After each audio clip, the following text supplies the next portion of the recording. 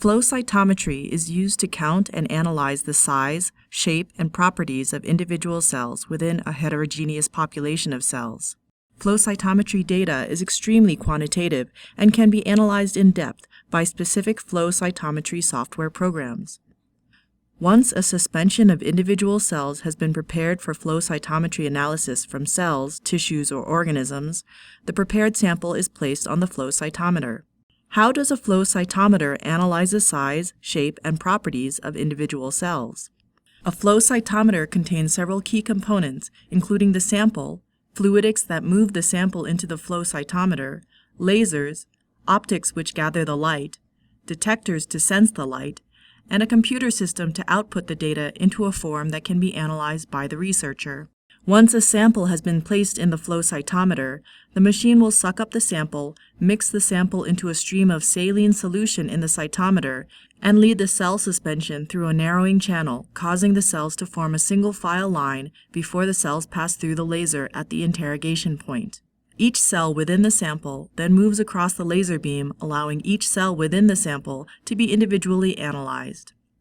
As each cell passes through the laser beam will scatter in multiple directions. The flow cytometer detects light scattered in a forward manner, called forward scatter, and light scattered in a sideways manner, called side scatter. The amount of forward scattered light for each cell is detected by a detector on the far side of the cell from the laser. Forward scatter is proportional to the size of the cell.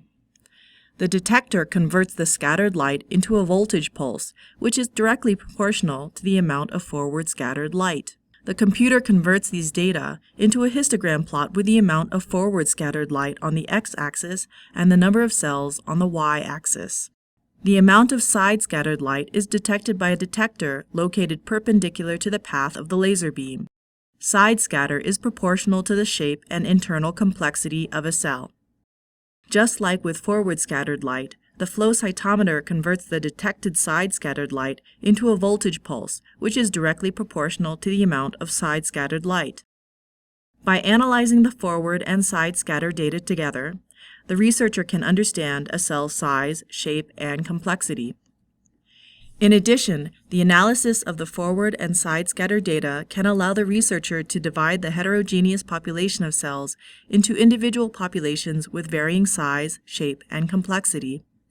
This capability of analyzing multiple populations within a sample is the immense strength of the flow cytometry experimental technique.